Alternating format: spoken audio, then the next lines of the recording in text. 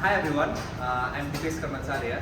I'm a master's student here at Arizona State University, and today I'm going to show you how we work on the Triaxial setup. And with me is Saleh, Alotman. He's a PhD student here at ASU.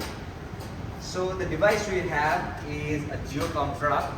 So we have 3 of these. We also have other Triaxial cell on other rooms. So this is 161 in ISTB2. So let me quickly go through what they have.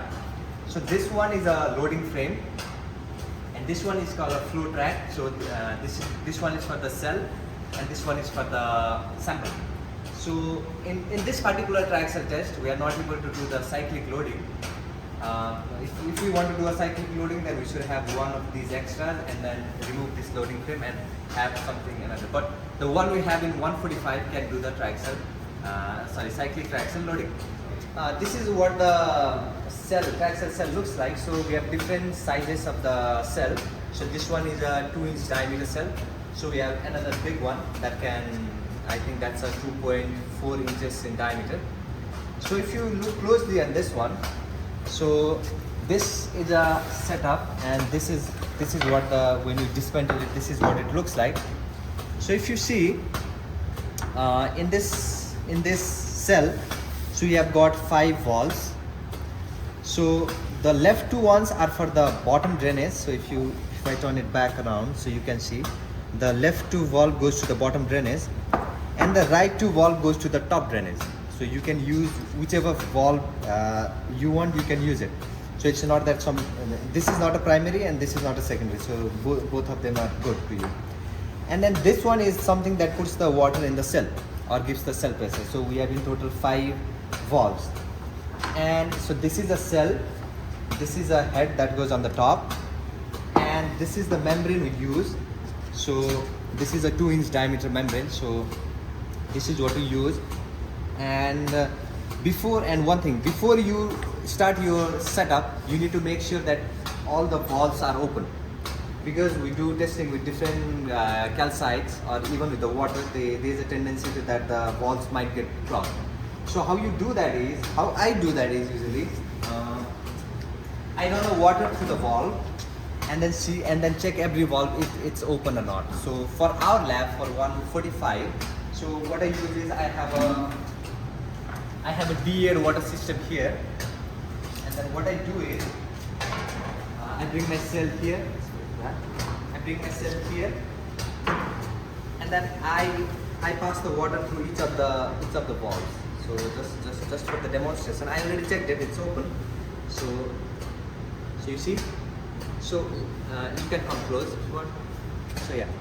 So yeah. Now you know the valve is not closed. So you have to do this for all 4 of these, and then make sure it's not clogged. So I've done multiple tests. In which I didn't test if the valve was open or closed, and I had to redo it again. So before you do everything, make sure all the valves are open. So I'm gonna walk you through the simple sample preparation. So today we'll do the sample preparation for the sand. So for the clay, you'll have intact sample. You don't need to do a sample preparation. You just bring your sample, put it here, measure the diameter, and then trim it and put the membrane above it. But for the sand, there is a simple sample preparation that we are going to go through.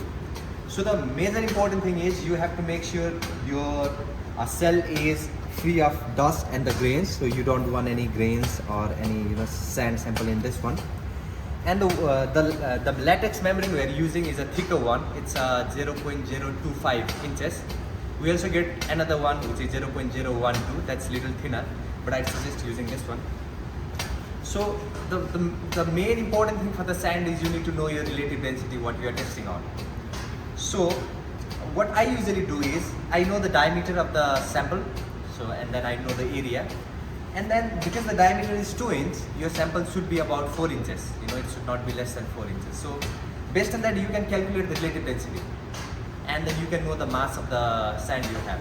So what I usually do is, since I have a 4 inches height in sample, I usually divide my specimen into 4 different layers. So how I do this is, let me quickly show you this. I'll put my pore cistern here, and then I'll put my membrane here, and then I'll mark the base. I'll mark the base, and based on that base I'll draw 4 lines which are 4 inches in height. So you'll know that this much is the 4 inches. And then just for the cross check, what I'll do is I'll measure this height. I'll also measure the height of the porous stone and the porous stone that goes on the top and this, so that you know you have the exact height at the end of the test. So now we'll go through a simple sample preparation for the sand. So the major important thing is you have to saturate your porous stone at least 24 hours before the test. So we put this in the water yesterday, so it's already 24 hours. So what I'll do is I'll put one of my porous stone here. And there's another thing I need to tell. So you might want to put a filter paper on top of the porous stone. But if you put the filter paper here, then you'll not be able to use the CO2 gas. So please make sure, like if you want to use the CO2 gas for the saturation, do not use the filter paper. Otherwise it's going to blow off the sample. I did that a couple of times and later realized, okay, the CO2 was not passing through the filter paper and it blew up my sample. So after you have your porous stone here, what you do is you just put your membrane on top of this.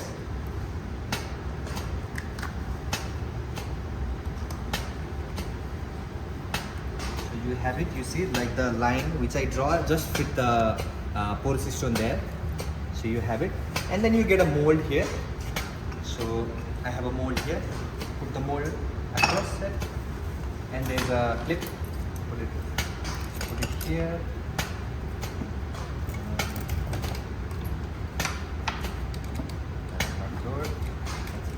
So why did we draw 4 lines is that because you can compact it into 4 small layers so that your compaction is uniform.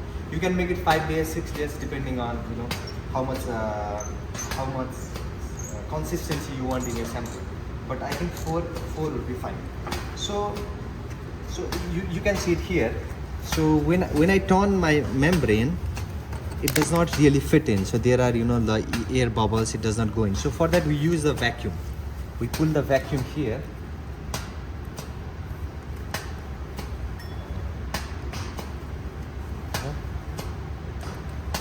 Use the vacuum, and then it will be a little noisy.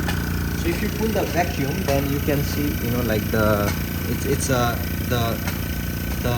membrane has been attached to the mold, so you'll get a perfect cylinder.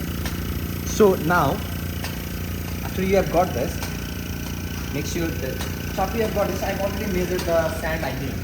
So I'm testing for a relative density of 0.7 and I require a mass of 367 grams. So what I'll do is I'll divide this 367 grams into 4 layers and then put it there and compact to that.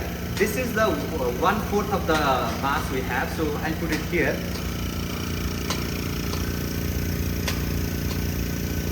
And then from here I can see the line. So if you see, you can see the line we draw. So you want to compact this, sand to the first layer of that. So with the sand, it's like the sand is something like this.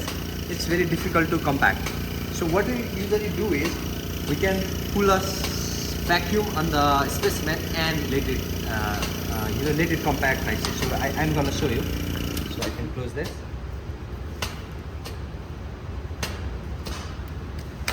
Just put it here. It's not a very nice setup, but it works fine. So what I'll do is I'll pull the suction here.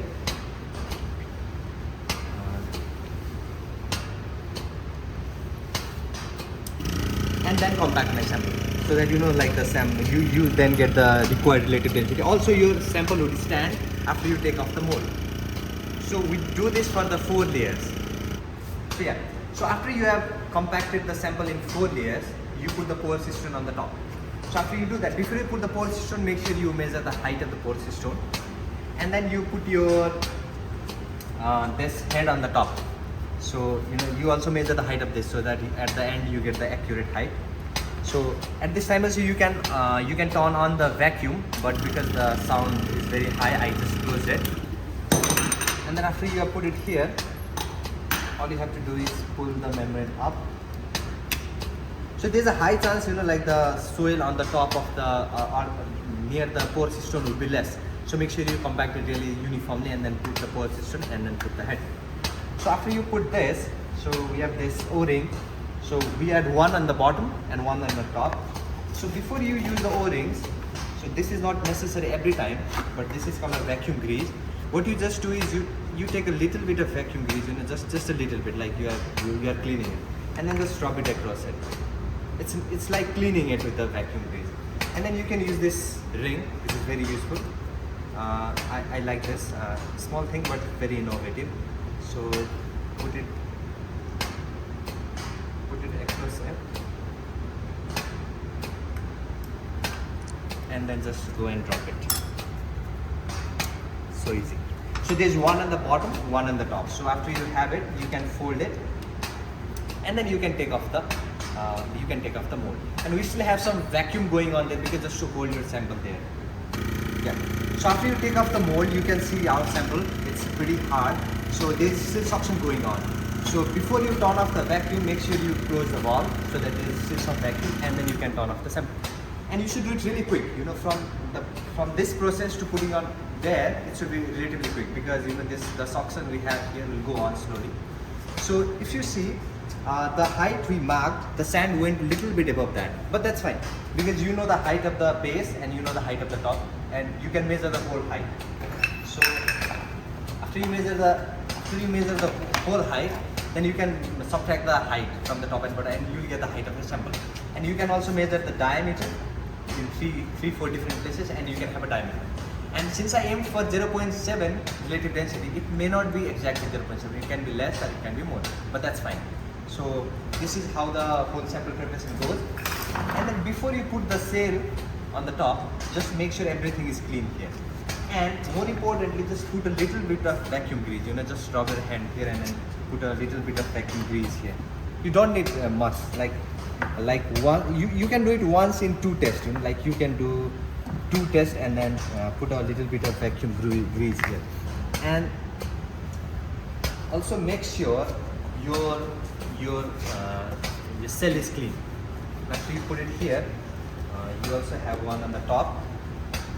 Put a little bit of vacuum grease on the top too. There's a O-ring there, so just make sure it's clean, vacuum grease. So when you put it on the top, what I usually do is I put it first here and then make it loose so that it moves. And then what I usually do is I try to fit the center so that your sample don't move much. So first fit the center and then release it, and then yeah, looks good. And then you can tighten this. So if you put this first and then try to put this, the sample would bend. So this is a nice way to do it. And then we go for the what do you say that? This. So there are 3 of these. So you should never tighten one and go for the other. Just put 4 of them in a place, 3 of them in a place first. Just put them in place. This should be 3.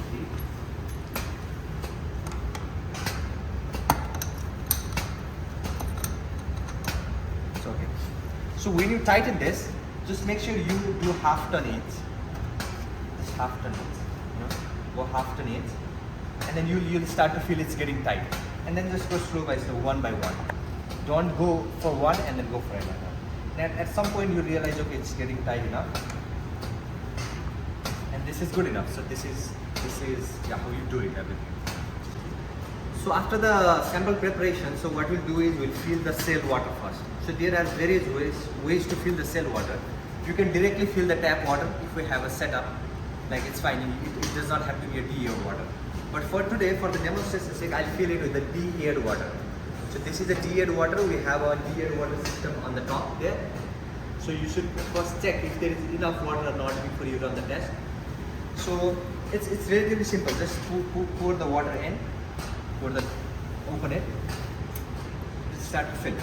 But make sure that you have a venting on the top, otherwise it won't fill. So for that, I'll put a tube. I'll put this one, which has an open top. So if you put this one, so there's a venting. So now you can see the water rising up fast. So let it fill until the top. Okay, so filling this cell is a slow process. It takes time to fill. But one major thing you should remember when you do this is, you should not have a trapped bubbles in there. So when the water level goes really on the top and this is your outlet, so you make sure you tilt it on that side so that all the water bubbles goes out of that. If there's a water bubble inside, then it might distort your readings. So just make sure you tilt it slowly, and then just don't let any water bubble be there. Okay, and then you can just eject it out and then close the valve. So so this way you don't have any trapped bubbles in there. So after this we'll do the saturation process, and that includes running the CO2 gas and then saturating the sample. So before you saturate a sample, you want to run the CO2 gas. So this is optional, so you can run it or you can escape it. But if you use this, it's very good. You get a B value of 0.9 or higher very fast with this one. So before you use this cylinder, you have to get trained on this one. But I'll show you how it's done. So first you open this knob, and then you catch the nozzle so that it does not go crazy. So you can sit here, you can increase it, and then you start to get the pressure, and then you open this valve. So it depends. So for me, I usually put the 5 to 10 kPa pressure. Let's decrease this. Put it at the 5 to 10 kPa pressure. Yeah, put it at the 5 to 10 kPa pressure. And another thing you can do is you can apply some cell pressure of like 10 or 15 kPa and then do it. If your pressure from the CO2 is very high, there are two things that's going to happen. One, it's going to blow up the sample. Two, it's going to erode your sample, like there is an internal erosion. So before I talked about the filter paper putting in there. So if you put a filter paper, what happened is that the gas cannot pass through, so it goes into the sample but cannot escape from the top, so it blows up the sample. So make sure you don't use the filter paper before you use this. So when you have a pressure of 5 kPa, so what I do is I open the outlet valve. The pressure we had is gone. The suction we had is gone. I put it slowly here and then open it. So you can see the gas is coming out from here. So you can see it here. So and you can also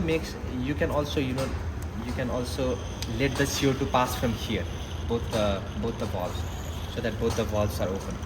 So let me show you this one. Yeah, you see, like it's bubbling, so CO2 is going from there. So you can do this for like 15 to 20 minutes. So depending on like how much you want. So 15 to 20 minutes would be fine. But with the experience, you'll know how much to do and how much pressure to go with. So we'll leave this for 15 to 20 minutes. So yeah, this is almost 15 minutes we have been running the CO2 gas. So when you close the CO2 sample, there is one important thing you have to take care of. So you never close the outlet valve and let this open. So what you usually do is close one of the valves, so all the gas vents out from here.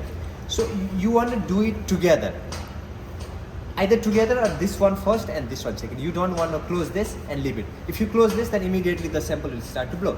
So either you do it together or you do it, you do it first and then you do it second. Never let the CO2 remain there. So okay. So after we have passed the CO2 for about 20 minutes, then we'll go for the saturation phase. So like for the CO2, we pass CO2 because we replace all the nitrogen gas from the specimen and from the soil, and it is replaced by the CO2. And the thing with the CO2 is it's highly dissolvable in high pressure. So when you apply high pressure, the CO2 goes back to aqueous phase and you get a high B value. So run the CO2 for 10 to 15 or 20 minutes.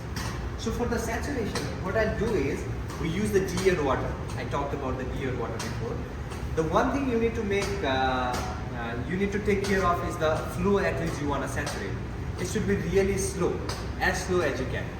So what I usually do is I open the valve slow, and this you'll know after you have done enough tests. You'll know at what rate you need to flow the sample. So this is too high, and maybe something like this at this rate. So yeah, this looks good. So the saturation always goes from bottom to top. So you choose any of these valves to put your sample here. Let's put it here. Now what you do is, you open this valve, the outlet valve and the inlet valve. So you'll see the water slowly rising. You'll see from here the water slowly rises from the top, and you'll start to get the outlet from here. So this saturation process is really slow. It will take enough time. So you should not rush it. Otherwise you don't want to leave the air voids in there. So this is a very slow process. So you can see it's slowly going up. This part has been weighted. So it will slowly go up and then come out from here. So one thing I'd like to do in saturation is I want to put my tube here and put the other side of the tube inside the water. I'll put it inside the water, so that whenever you close the valve or whenever you turn off that water, it does not suck in the air. So in case it will suck the water in, just to be sure, you put one of these here. So leave it like this, and then so you can also see the bubbles coming out from here, but that's fine. So it will slowly saturate up to the top. So as you can see, the water has gone all the way on the top, and you can also see the air bubbles are still coming. So after this air bubbles stops, then you can know like the water has gone all the way to the top. So one thing about the saturation is, if you see the cycle, if you see the chain, then the water is coming from this tube, it's going through the sample, it's going up and it's coming out through this tube. But what about these two tubes? These two tubes still have the air in them. So you should make sure that you remove all the airs in this tube. So I'll show you how to do that once the saturation finishes. So you can see the air bubble has stopped, and you can see the water coming out from here. So this is a very important part. So if you don't do this, then it's almost not possible to get the V value of 0.95. So you have to saturate the tubes in here. So for that, what I'll do is, this is the one on the bottom. So for this, you just open it. Just open it, you'll start to see the water coming out. So this tube is now saturated, or this tube is filled now. So you can close this. The water is still draining from here. So for the top, what I'd like to do is that I want to open this. But at the same time, after I completely open this, I want to close it here, so that the water drains from this tube. You see, it's draining. So this tube is saturated, this tube is saturated, this tube is saturated, and this tube is saturated. And there's one more important thing, because you'll be connecting this through the tube, so you want this to be saturated too. So for that, what I do is, I'll put it here. I'll again close this, so that it starts draining from here. And I'll slowly go in here, put it inside, and leave this immediately. So you see, now everything is saturated. So this one is saturated, this one is saturated, this one is saturated, and this one is saturated. So you want to leave this. You want to leave this for about 5 to 10 minutes. Just let the water run for 5 to 10 minutes. Let it saturate really nicely. So our sample is saturating. So in the meantime, I'd like to talk about the device. So this is a loading frame, as I said before, and I want to show you how it works. So if you want to increase the length of the loading frame, then you have to untie two of these and then pull it back and pull it on the front. But this is okay for the device you have. So if you want to use a bigger sample, then you have to pull it up. So this is a fully automatic machine, really nice. But on top of that, you can also manually control many things here. So if you come close, so this is how the screen looks like. So you can see there's a monitor, position, control, and setup. So if you want to go to the monitor, you just have to press 1. And you want to see the system, so press 1. So it will show whatever is going on in the system. So having said that, so you go to the position, that's 2. And then if you want to raise, then just press 1 and then press the up button. Enter button. So it will start to raise. But one thing is, this raise is very fast. So you don't want to put your sample here and raise it. Otherwise you'll compress your sample. You never do that. So this is how the raise works. And if you go like there's a lower, so lower does the same. So enter 2 and then enter. It will go down. But that's very fast again. You don't want to do that with the sample here. So there's another exciting option that's called jog. So what this does is it moves the pallet slowly up or slowly down. So I'm going to show you. So you see jog here. So press 4. That's a jog. And if you want to go up, you press the up arrow. If you want to go down, press the down arrow. So if you press the up arrow, So you see the velocity is like a 10 steps per second. So it's very slow. You would not able to feel it. You can ramp it up, go to 20, 30, 100, 70. You see now it started to produce the sound. It's going not that fast, but it's still going like 120 steps per second. So you can go it little higher. So this is how you do it when you put the sample here. This is very slow, controlled process. And if you have to cancel it, just hit escape. So that's how it works. And there's another option called initialization. So that is nothing but if you hit the initialization, this system will come to the initial position. Whatever this system has been set up in, it will come back to this position. So if it is down, it will go up. If it is up, it will go down, and it will come back to the position where it was. So similarly, this is a Flowtrack-II. So there are two cells, so one for the cell pressure and one for the sample pressure. So this helps to monitor the pressure and also provide the pressure in the system. So the key pads are almost similar. So this is also fully automatic. You can control everything with the system, but also you can control most of the things with manually. So if you come closer, you see the same kind of monitor here, same kind of screen.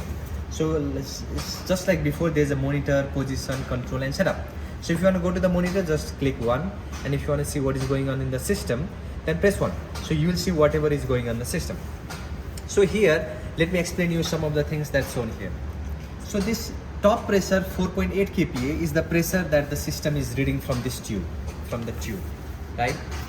And there's second pressure in kPa. That pressure is actually, we have another pressure transducer on the back that measures the pressure.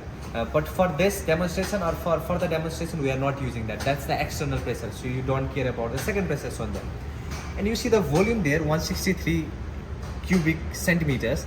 So within this cell, there's a there's a tank in there. So that has certain volumes of water, the de-air water. So that is what it shows. And the percentage full is how much de-air water is there in the system. And if you see on the right side, there are four things. So empty limit is when your system is empty, it will turn on, and the light here will go on. And if it is full, it will also show it. And there is two important things. So output valve open and supply valve closed. So it will show if the output valve and the supply valve is open or closed. So what is output valve and what is supply valve? So if you see this, so this is taking water out of the system. So this is outlet valve. And at the same time, you need something for the water to come inside the system. So that's the supply valve. So during the test, you want your supply valve to be closed and outlet valve to be open. And if you want to fill it, then you have to open your supply valve and close this outlet valve. So I'll show you how to do that. So if you come close. So yeah, let's go to the position, right? And you can see the control valve here. Open the control valve, and you see the output valve open, output valve close, supply valve open, supply valve close. Let's say you want to fill the tank, it's 68%. Let's say you want to do it to 75%. Then what you do is you open the supply valve, but before you do that, you have to close the output valve. Otherwise the water will start to flow from the tube. So I'll close the output valve. So to close the output valve, you press 2. The output valve is closed, the light is off. The valve is closed. Then you open the supply valve. The supply valve is open, the light is on. So after that, go back and then you fill. Press 2, press enter. So it will start to fill. The tank start to fill. But one of the that's not a good thing is it does not show how much it is filled. You have to do it several times to know how much it is filled. Or you can go back every time and see how much percentage is filled. It just shows the pressure, so it's not very useful. So what I usually do that after I know how much I have to fill it, then I can go back and then see. It was 67 before, now it's 69. So it's filling. So so there's a question, how much you wanna make your system be in. So after you fill or empty the tank manually, you also have the option to manually apply the pressure. So I'll show you how to do that. So if you come close, so you see the control button here, go to the control button, and there's option ramp pressure, ramp volume, cyclic pressure, and the cyclic volume. So let's say you want to apply a 20 kPa pressure to the system. Then you go to the ramp pressure, and 1 is the pressure rate, at what rate you want to apply. 2 is the final pressure. So let's say I want a final pressure of 30 kPa. Let's put 30 here and then enter. and then new value is nothing, current value is 30 kPa. So go back and then start, press 6 and then enter. So if you press 6, the pressure will go down to 30 kPa. That's what we applied, right? And if you can come back to the system monitor and then see, you see there's a like about 30 kPa. It's still ramping, so it's about 30 kPa. And this the another pressure is the external pressure I talked about, transducer.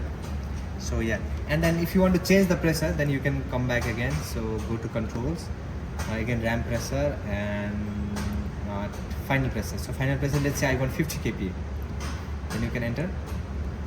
And also you can control the pressure rate. So right now we have 20 kPa per second, but that you can control, and then you start it. So it will go to 50 kPa. You see it's ramped up to 50 kPa. So that's how you manually control the pressure. So if you want to put your sample on some pressure, then you can do it manually and leave it overnight. So if you come to this machine, it's the same thing. Every control setup is the same. So, and this is already calibrated. So on the top it's written cell pressure. So you have to connect this to the cell. And this is a pore pressure. So you have to connect it to the sample. And all the working mechanisms are same. So I think our sample has already been saturated. Then now I'll show you how the calibration is done. So before you do anything with this setup, you would want to calibrate the system. So you have to calibrate this setup, this setup, and this setup. So if you come to the screen, I'll show you how to do it. So this initially the screen would be like this. So you can open the Triaxial shortcut. When you open it, it looks like this. So it looks like this. So you can, it's really nice that you can go back, you can save your thing and then pull it back. So I'll show you how to load the program. So go to files, load it, and then you can go to the initial testings that anyone has done and then pull it. So you'll get that money. So let me talk about how the calibration works. So if you go here on the view and then on the system, then you'll see, okay, you'll see everything here. So there's a load, there's a displacement, cell pressure, sample pressure, all the things, whatever is going on the system is shown here. So for the calibration, go to the calibration here and then click on the summary. And then after you do that, you have a drop down menu here. So first let's calibrate the load. So if you show on the here, so if you press here, then the load here would change. You see? Then the load there would change. So if you pull it or push it, based on that the load would change. So like that you know the system is working. But this is not calibration. So for calibration, what I would do is, it's very simple. So you see the value here, 32836. You see the value there, 32836. So you copy that value and put it here on the offset. 32386.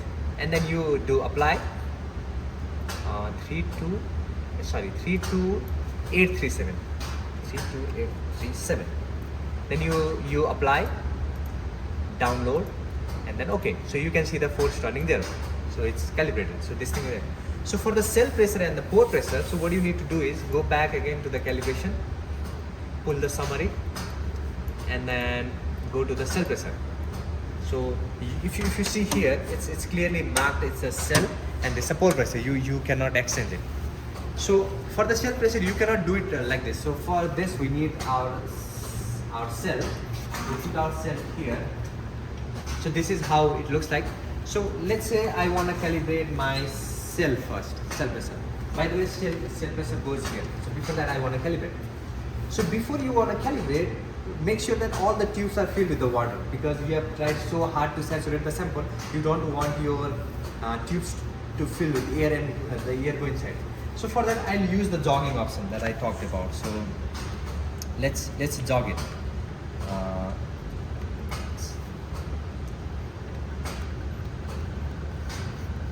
So what jogging does is it pours the water out. So you cannot really see it, but because this system has not been used for a long time, so there's a chance that the tube is empty. So you see the water is coming out. So this means that all the tubes are filled. So at this time you just close it. And then what you do is, so you have a line there, you know what is the middle point of your sample. Just place your tube there and then go back here, and you see the cell pressure here, and you see the number here reading, what is it, this 32723. So you come back here, put it here, 32723. And immediately when you do that, apply, download, and OK. So this will go down to near to 0. So you have calibrated yourself. So do the same with the pore pressure. Just jog it. Jog it a little bit so that it's fully saturated.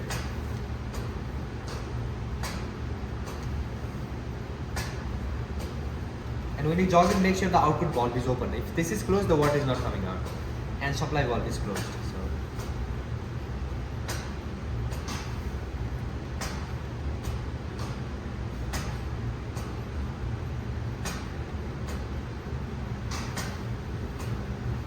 yeah, the water is starting coming out. So I'll close this. I'll close this. And again, do the same thing. Put the tube right on the middle. Go back there. Open the calibrate, open the summary, and then go to the sample pressure this time. So you can see the reading in the sample pressure here, 32733. Come back here, apply 32733, and then you do apply, download, and OK. So your calibration is done. So this is how you calibrate both the samples. So yeah, after you have placed your sample here, the next step would be to put the tubes on the respective valves. So this is a little tricky. So always make sure that the tube is fully filled. Even like I have jogged like 2 minutes before, I'll make sure the tubes are still filled, because if you see, the tubes are usually not filled. So I'll do the same process again. So I'll jog it again. I'll jog it. And I'll make sure the water is coming out from here, because this is very important, because you have worked so hard to saturate it, and if there is a air in there, then all the hard work is gone. So I bring close to this one, and then I stop the jogging. I stop the jogging and then put it in. So the mistake you should not do is you should not jog and put it in. Otherwise you will be applying more pressure, right? So just close it before and then put it in, right? If you don't do that, then there is a rise in cell pressure. So if you come close, so you can see the cell pressure. So it's already in 39 kPa. So why is it in 39 kPa? So one is when we fill the tube, like we first fill the tube and close the, take this off, so that there's a pressure, because the water is coming from the top, there's a head of like 3 meters, so there's a extra pressure that we got. And also when I jogged, there was a water in there and I pushed it, but this is absolutely fine, sometimes it's okay. Or if you want to reduce it, then you just go and pull it down. I can show you how to do this. So go to the controls, ramp pressure, final pressure. Let's say you want a 15 kPa pressure, and then you start, and then go to the 6, start. So this will bring it down to the 15 kPa. You see it's coming down to the 15 kPa. So now it's okay. You can see in the monitor. So it's a 15 kPa. So whatever pressure you want, you can put it. But 39 would also be fine. So for this one, I'll do the same. Make sure like it's jogged. Make sure the water is coming out. This is very important. You should never forget this. This is very important. So it's the same. So I have not opened the valve yet. So I don't want to mess up with my sample. So I don't want to open the valve. Close it and then put it in. You see? And sometimes there's a water bubble here. Sorry, air bubble here. So make sure there's no air bubble. For now, there's no air bubble. So if there is air bubble, do it again. So now this thing is saturated. This thing is saturated. And we are set to run the test. And when you once start the test, you'd want to open this both valves so that there is a circulation in there. So let this be closed. This is the cell pressure. Everything is closed. So we are ready to run the test. So, but before we run the test, we are gonna go through all the systems in here. So okay. So before you run any test here, so I would highly suggest you to read this manual. So it has everything about whatever you want in here. So even if you are looking this video, I'd highly suggest you to go through this manual. So this manual is always here. However, I'm going to walk you through how the system works. So if you come close, so there are two things you can do. So one is do everything from the scratch, or second is pull someone else's file and then start working on that one. So I'll do the second one now. So what you do is go to the file and click on the load. So when you load it, so you'll find many files here. So I know which file I want to pull. So I'll go to NMSU. I have this folder. So I'll pull this up. So after you pull this up, all the data in that file will come here. So if you see on the project, so this is basically the project name, you know, like the project number, project name, whatever you want to write. And here's a description a little bit. So if you have done something, you know, that's out of the standards, or you want to notify the one who checks your test, then you have to write it here. And there's a date to write. And if you see on the comment section, so this is what they call a calibration thing. So if you read the number here, so ID 165, 166, 167. So 166 is a pressure. So 166 is a, you know, if you show it here, so it's a 66 here and it's a cell pressure. And if you see here, it's a 67 and it's a sample pressure.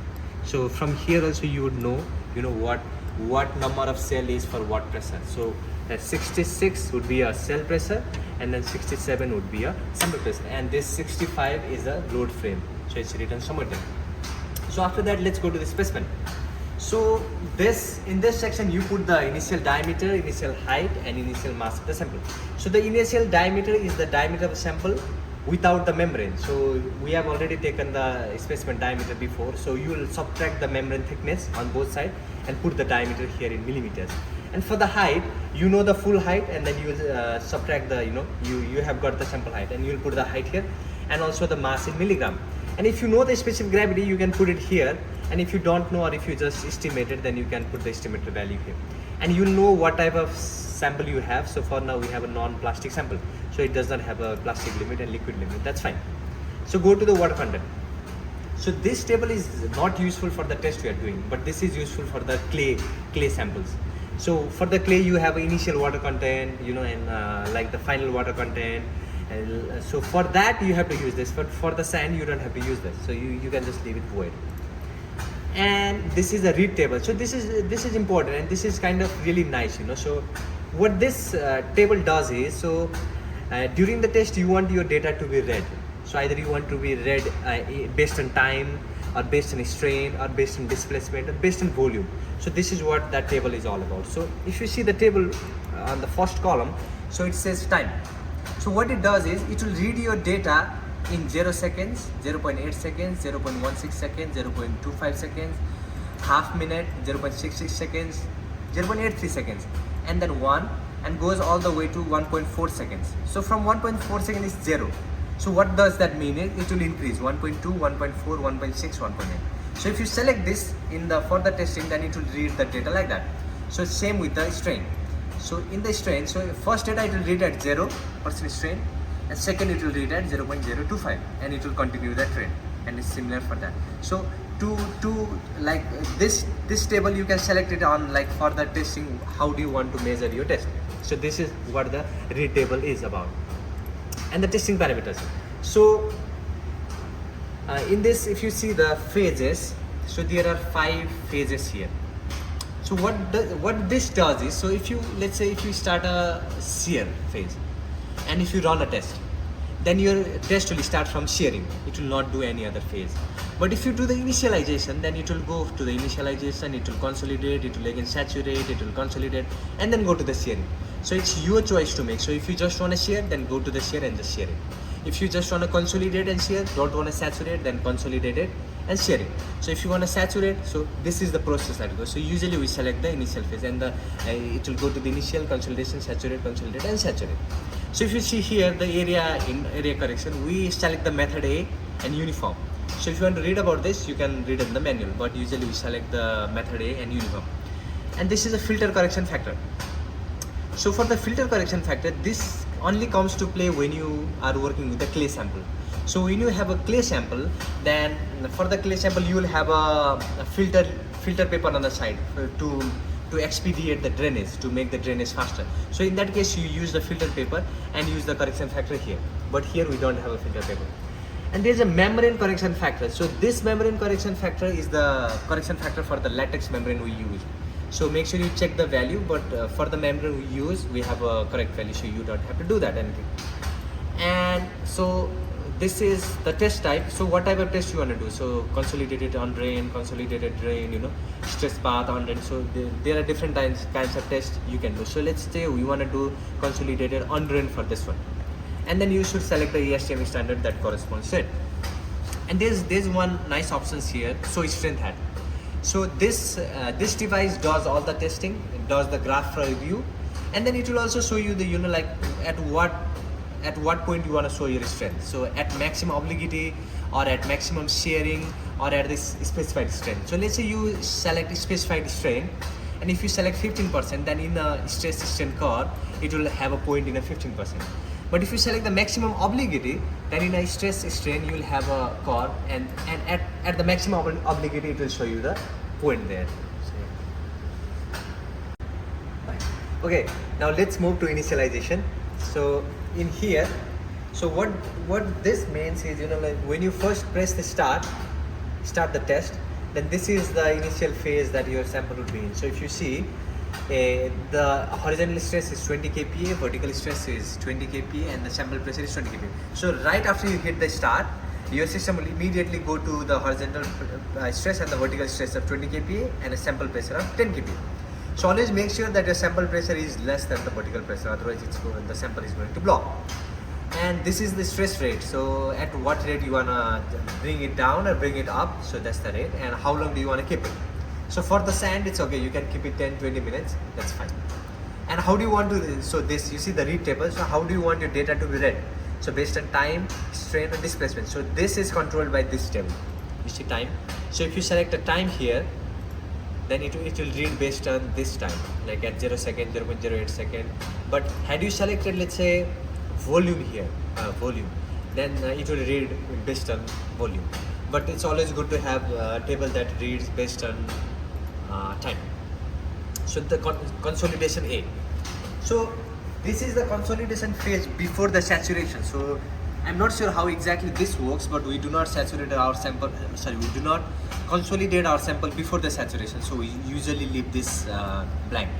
So if you leave any of the tabs blank, then the system will automatically understand, okay, this is blank and I have to leave it, and it will go to the another step. So if you leave this blank, it will go to the saturation phase. So this is extremely important. So if you see here, when they do the B value check, so this this comes in play. So it says pressure increment. So because the B value is checked at step, like it takes several steps to do it. So at each step, how much pressure do you want to increase? So 10 kPa is fine. So it will increase the cell pressure by 10 kPa and check the rise in the pore pressure. So that increase will be 10 kPa. And what rate you want to increase? That's 40 kPa per minute. That's fine. And minimum cell pressure. So before they start to do the B value check, they will want to go to the certain cell pressure. So what is the minimum cell pressure you want to attain? So it will be 100 kPa. Let's say you got a B value of 0.9 in 90 kPa, but you put here 100 kPa as a minimum cell pressure. So it will still push the cell pressure to 100 kPa. So that's the minimum it can go. And here we have the maximum cell pressure. So what does this mean is, you know, like the when they check the B value, they increase the pressure at a 10, like first it's 100, then it will be 110, 120. So the maximum it can go is 600 kPa. So it cannot go above that. You can put here like 1100 kPa. But the problem is, so the problem here would be, so let's say if you put 600 kPa, the cell would be in a 600 kPa before the shearing. So when you start shearing, the cell pressure would rise.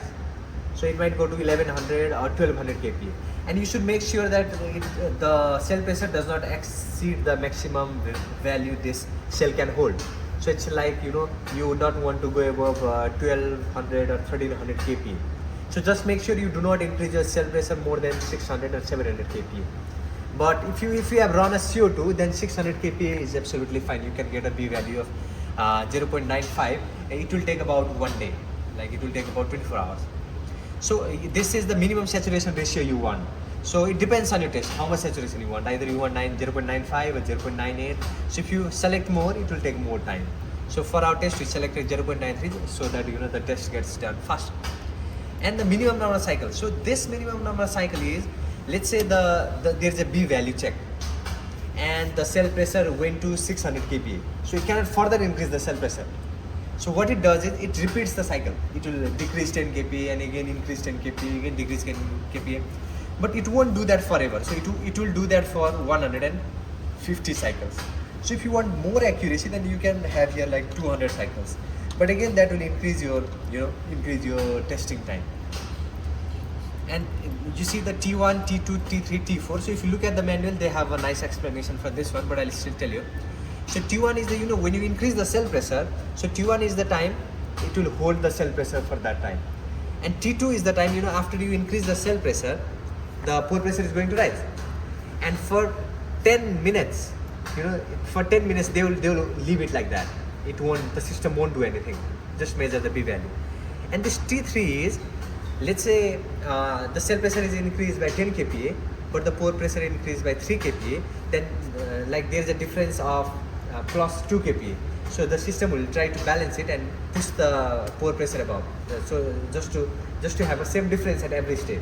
So it does that and keep the system for 15 minutes like that.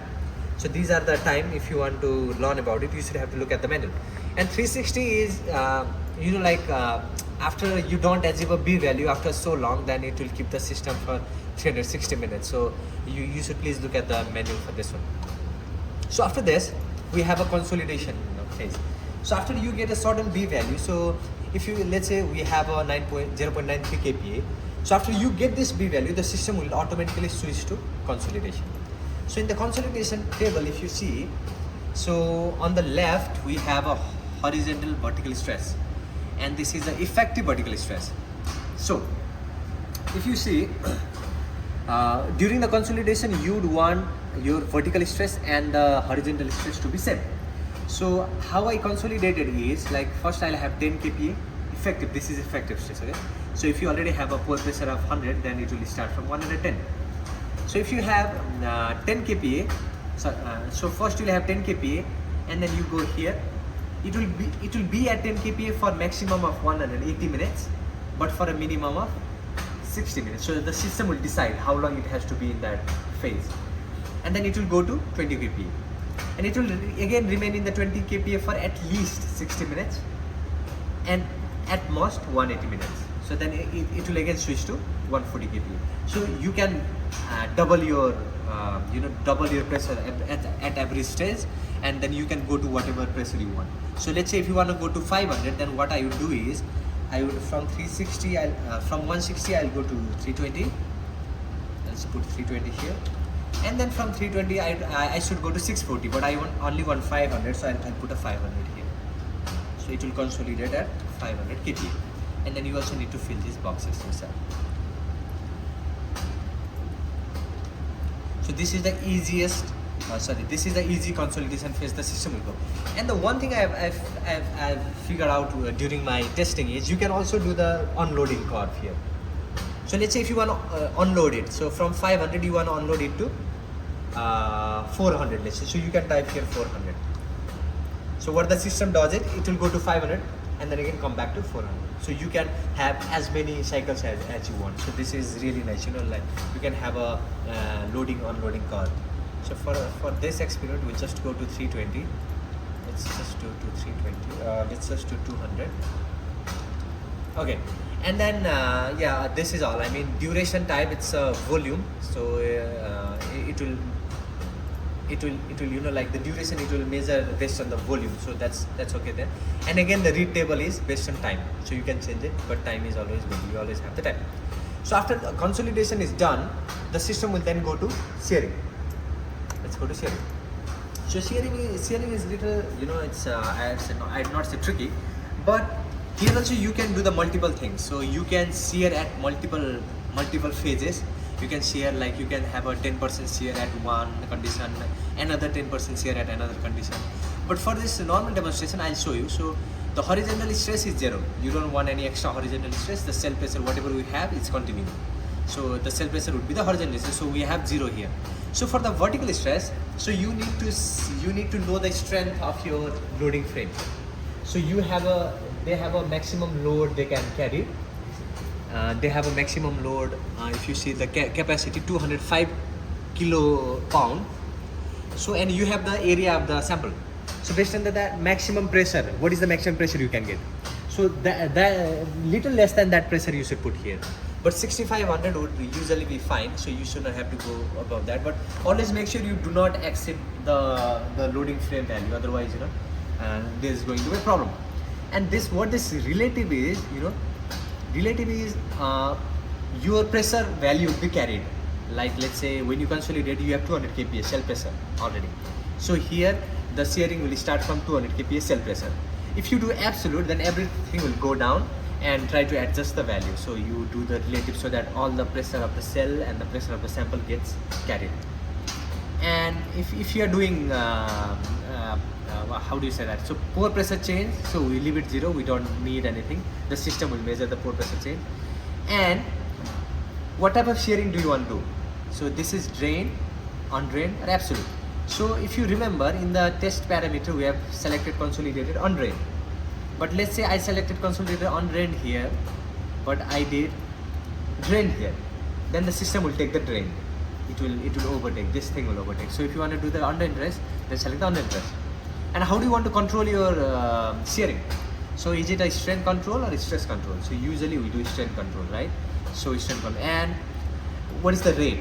So for this rate, you should talk with your, whom you are testing with. So you should talk with them and figure out what rate you want to shear your sample in. So this is, test is specific or the sample is specific. And for the maximum strain, so how much maximum strain you want to go? So for the last test I did, the maximum strain they wanted was 29%. So you can have 20, 29, but don't try to go too much. Otherwise, this frame is going to bend. If you shear a lot, if you shear more than 25 or 30%, then you might see a bending in this one, because the soil will shear on one side and you might break this frame. So you have to check with the lab manager, also check the specification, and try not to go above 29-30%, right? And this is again, how do you want to read your table? So based on time, strain, so you can read based on strain. And based on strain, if you select, then it will read at average 0.025 percentage strain. But I usually like to keep it in a time. So yeah, this is pretty much it for how the system works. Okay, now you know about all the things on the screen. So I'd like to show you how to run the test. So after everything has been set up, so to run the test, so you have written everything, you cross check everything, whatever you have. Then you go to the run, right? And then you hit start, and then you would want to save your file. So let's say I'll save it by today's name. It's April 28, and then 2023. It would be Saleh and Chris. Okay, so I have this name, and then I'll save it. So after I save it, the file name is not valid, so it does not like my file name. So maybe I have to. They don't like this. So yeah. Okay. So if you read the the instructions there, so it says, do you want to initialize the pump?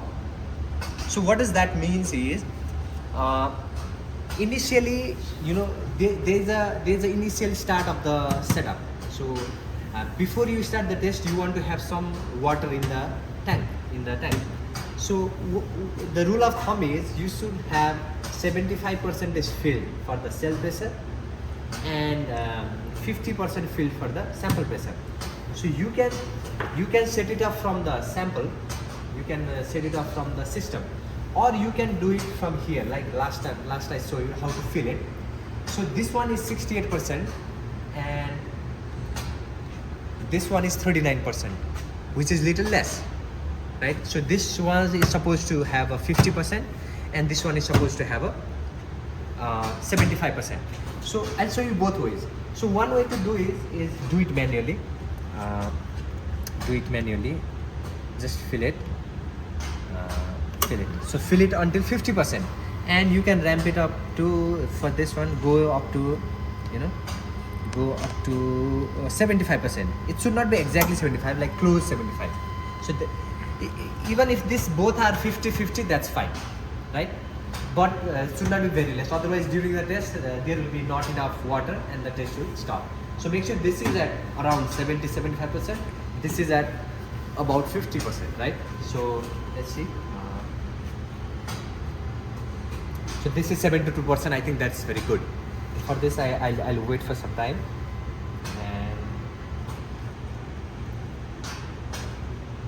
And this is 47%, which is perfect. So this is one way to do it. So if you initialize the pump like this, yeah, this is 47%, and if you come here, this cell is 72%, which is perfect. This is one way to manually do it. So if you manually do it, then you come here and say no, right? Say no. So that was the manual way to initialize the pump. But if you want to do it through the system, then what you do is you go to the options, you go to the hardware. And then if you see here, so it's a cell node 66. So if you see here, if you can show here, so this is 66. So that would be cell pressure, right? That's denoted to the cell. So if you come here again, so if you see the cell initial volume, so it's 75%. So and if you see 67, which is for the pore pressure, so its initial volume is 50%. So if you see it's 67, and then it's a pore pressure. So it will be filled until 50%. So this is how you automatically do it. So if you want to increase it, you can increase it. Let's say 60%. If you have a very porous medium, then you can increase it a little bit. But 50 to 55% would usually work. And then I do apply. So if you do this, then you don't have to do anything with the system. The advantage of doing it through this one is, you know, it throws away all the water that's in the tank and refills everything, so that, you know, like if the water has been there for too long, then it will recycle that water, so that, you know, you get a fresh de-aired water, which is usually good. So you might want to do it through the system most of the times. So again, let's do this and start, and I'll select the same name. I'll say save, yes. And then do you want to initialize the pump? So if you hit yes, it will initialize. But for now, we don't. So we say no. And if you see here, do you want to position the piston? So what it means is, if you come here, it's the cell is in place, but it is not still touching. And you do not want to do it yourself. So you would want your system to do that. So you can say yes. And you see, like, press OK when ready. So if you come here, the piston is moving up. So the system will try to go up, and then when it touches the top, it will stop automatically. So this automatic system, you just hit OK, and then it will slowly go up. It is jogging slowly, and when it goes here, it will just stop itself. So we'll wait for that. So, you know, after the piston has moved up enough, and after it has touched the top, so it will stop going up. So all the lights are gone, and you see after that, after this has stopped blinking, then only you should press OK, right? So you press OK here. So after you press it, it says, this is very important, unlock the piston. So if you show the cell here, so you have to unlock this very slowly, because if you press it or if you pull it, then it is going to send some load, and it's again start to go up and down. So you just slowly unload it, and it will move a little bit. It's just adjusting. That's fine. So you just do it, and then yeah. So like it will blink a little bit, like go up and down, and then try to adjust. But this will be fine. So this will after that you open this, right? So after this you see it's gone already. So after that you see you hit OK. Now the initialization phase begins. So how do you know if this is a initialization phase? Is you go to the view, you go to the test monitor. So this will give you the data, and if you want to see the graph, go to test graph. So you see here. So you see the vertical stress is 40 kPa, and the sample pressure is also 40 kPa. Let me check here. So and it says initialization phase, right? So and you can show here. So I have not opened my valve yet. So why I didn't do that? You know, when you do the initialization, all of a sudden the pressure that's in here goes to the sample. So I don't want my sample to blow up. So I'll do this after this. You know, slowly open this. Slowly open it. So now it will adjust. So you see, now our horizontal pressure is about 20 kPa, and my sample pressure is about 10 kPa, and that is what we have in a initialization phase, right? So now this initialization phase will sit for about 20 minutes. So it will sit like this for 20 minutes. It will just, if you want more, you can do it. And then it will go to the consolidation A. But since the consolidation A has nothing, then it will go to saturation phase. So what I usually do is I run the test and then I come back tomorrow. I come back after 2 to 3 hours and check it. But you know, like if I do it overnight, then I leave it and then come tomorrow in the morning. Hi everyone. About after 24 hours, so we are done with our test. So you can see we got a really nice shearing plane here. So now I'm going to show you how to dismantle the sample and how to take the data from this one. So the good thing about this system is even if you want this data after like few months, then it will be stored in here, but you want to take it as fast as you want, as you can. So after you are done with the test, so what you can do is you can go to the report. So there are two ways you can get the data. So one is through the graph and one is through the table. So if you go close, so if you see graph, there is saturation, consolidation and shearing. So it will give the value for saturation, this saturation phase, this consolidation phase and this shear phase.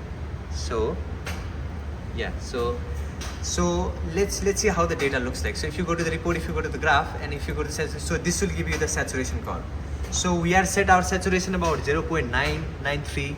So what system does is it continuously tests the B value, and you know when it has a consistent B value of what you want, then it will stop the test and go to the consolidation.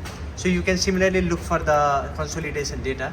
So this is how the consolidation looks like, and also the shearing data. So if you go to the report, graph, shear, so this is how our shearing data looks like.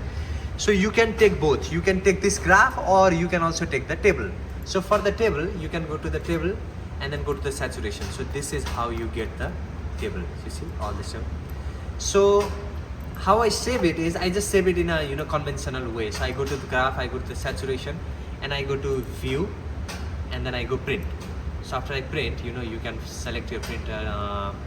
I think this is Qt PDF writer, and print. And then save it as your name, save it whatever you want. You can give it a name and then find the file and save it, right? So it's same, you have to do this for all 6 files. So yeah, if you want to take the table, then what you have to do is you go to the table, and let's say you want to take a shearing file, then you again go to the view and then print it. It's a conventional way to do it. You print it and like use, where is it? Yeah, print it, and then you can save it wherever you want. So that's how you get the 3 data set. So one for saturation, one for consolidation, and one for shearing. So you can have both the table and the graph.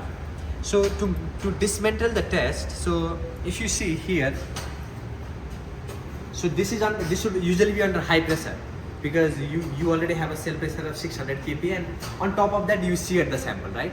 So what you want to do is you want to close this valve immediately, right? You want to close that, and you want to release the pressure from here, and also release the pressure from here. So how you do that is you open the supply valve. So you go to the control, you go to the position, and then control valve, and then open the supply valve. Sorry, open the supply valve. So now the pressure will be drained. And after you do that, you make sure. After you do that, you make sure you drain our water, a little bit of water from this one, because it has been in a high pressure for a very long time. So you want to drain our water so that that's a very hot water you'll get, and you want to drain it out. So do the same thing for this. Just so just open the valve, so all the pressure will be drained out, and also open this and wait. So yeah, so after you have opened the supply valve, what I do is I take this off, I put it here, and I'll drain a little bit of water. So how do you drain it? Open both the valves so that there's a free flow from there. So open the output valve too. So the output valve is open, supply valve is open. This water is hot. So you want to let it run for 2-3 minutes so that the hot water that's in there. So you do the same for both the system. So for now I'll and then after you are done, just close the supply valve. Close the supply valve and leave the output valve open. It's the same. Close the supply valve, leave the output valve open. So After that, if you want to take the picture, you should take the picture, and then you can take this off. This is under high pressure, but the pressure is gone, so you should take this off. And because this is also under pressure, bring this down. So what I do is I bring it down, lower it. So lower it down, and make sure you close it. Yeah, sorry, you have to close this, and then stop it. Bring it to the space, and then now you can start draining the water. You know, like you can I don't know. Yeah, the pressure releases at first. You need to have some vent on the top, just to vent the water. There was another tube here. No. Okay, that's fine. I do this. It's here. Just vent it. Give a vent from the top. So let the water drain. So after the water has drained, you can take the water content, and then you can dispose the sample. So this is very much it, and you can always come back and take your data from the system. So it's always available there. So you just have to clean this, take the dry unit weight if you want. You can take the, whatever you want, and then clean the cell and then put it back. So this is all we have for the Triaxial test. So it's very easy, but if you want to know like something extra, or if you get stuck, then you should always look to the manual. So that's where your answer will be. So yeah, thank you. This was for today, and hope to see you soon.